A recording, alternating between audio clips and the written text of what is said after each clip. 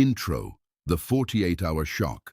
It didn't look like the beginning of a global crisis. No massive explosion broadcast live, no immediate declaration of war, no moment that clearly signaled everything was about to change. At first, it was just movement, unusual activity detected in the region, signals picked up by surveillance systems, analysts noticing patterns that didn't quite fit. And then, within minutes, confirmation. A coordinated drone strike, precise, targeted, deliberate. But the real impact of that moment wasn't the strike itself, it was what it represented. Because in today's world, events like this don't stay local. They don't remain contained. They spread, not just through headlines, but through systems. Within hours, the global reaction had already begun. Energy markets started to shift. Oil prices moved sharply upward. Investors began repositioning, not because they fully understood what had happened, but because they understood what could happen next. And that's what drives modern crises. Not just reality, but expectation. Because the global economy is not built on certainty, it's built on stability. And when that stability is suddenly questioned, even briefly, the entire system reacts. What makes this moment different is the speed. Because decades ago, events like this would unfold slowly. Information would take time to spread. Markets would react in stages. Governments would have time to assess.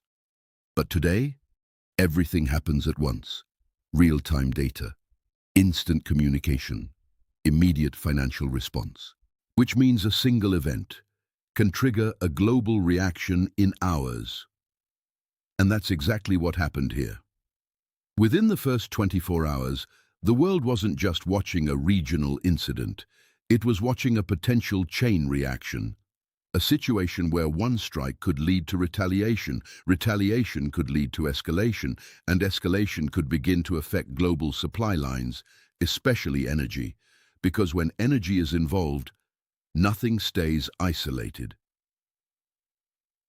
But here's the part most people didn't see. Behind the headlines, behind the market movements, behind the political statements, the system was being tested, its resilience, its flexibility, its limits. Because modern global systems are incredibly efficient, but that efficiency comes at a cost.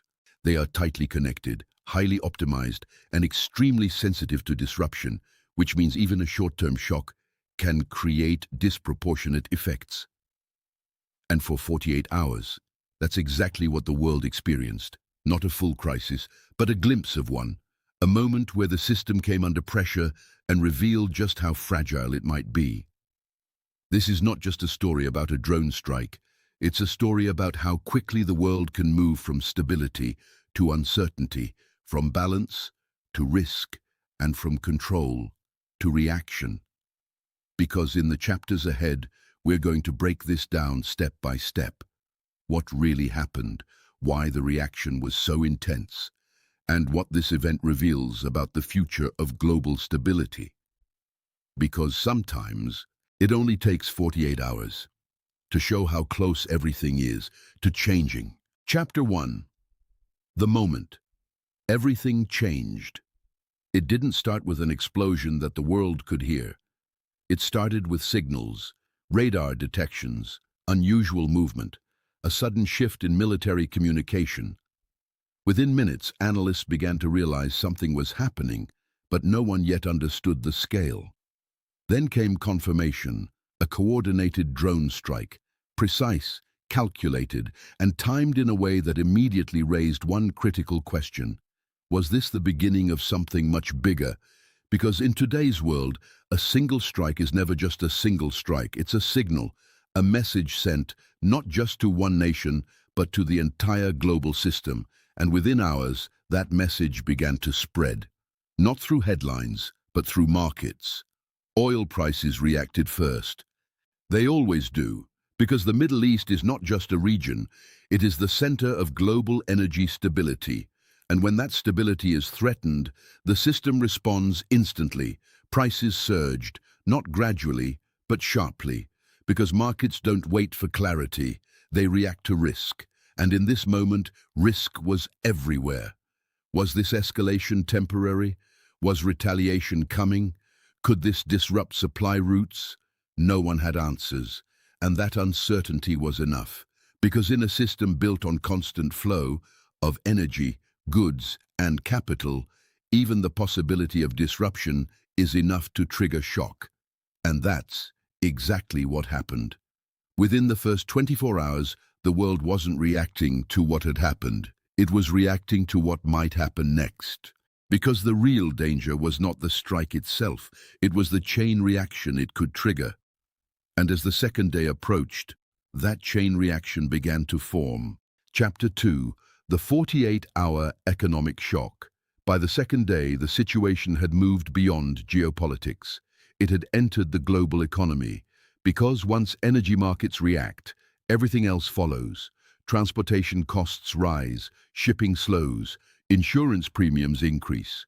And suddenly, global trade feels pressure. But this time the reaction was faster than usual, because the system is more connected than ever. Financial markets opened under tension. Investors didn't see a local conflict, they saw risk spreading. Stock markets turned volatile, energy stocks surged, airlines dropped, logistics companies faced uncertainty, because when oil becomes unstable, everything built on it becomes unstable too, and that includes the entire global economy. At the same time, governments were forced into immediate decision-making, strategic reserves were discussed, diplomatic channels were activated, military positioning began to shift. But here's the critical point. All of this was happening simultaneously. And that's what made it dangerous, because modern crises don't unfold step by step. They unfold all at once. Economic pressure, political tension, strategic uncertainty, all colliding in real time. And in those 48 hours, the system came under stress, not collapse, but stress. The kind that reveals weaknesses, because when markets move this fast, when governments react this quickly, when uncertainty dominates decision-making, it exposes something deeper, fragility, and for a brief moment, that fragility became visible, not just to experts, but to everyone watching. Because the world wasn't asking what happened. It was asking, how close are we to something bigger? Chapter 3. What this revealed about the world. After 48 hours, the immediate shock began to stabilize. Markets adjusted, statements were made, tensions, at least on the surface, appeared contained. But the real impact was not what happened during those 2 days. It was what those 2 days revealed. Because this was never just about a drone strike. It was about the system, a system that depends on stability, on predictability, on uninterrupted flow, and in just 48 hours, that system was shaken, not broken, but tested. And tests like this matter, because they show how quickly things can escalate, how fast markets react, how sensitive global systems have become, how little margin exists between stability and disruption. This is the new reality. A world where small events can trigger large consequences, where local actions have global impact, where the line between regional conflict and global crisis is thinner than ever. And perhaps the most important lesson is this. The next crisis may not come with warning. It may not build slowly. It may look small at first, just like this one, until suddenly, it isn't. Final line, à utiliser pour finir la vidéo. This wasn't just a strike. It was a signal, a reminder of how fragile the system really is, and how close the world can come to disruption in just 48 hours.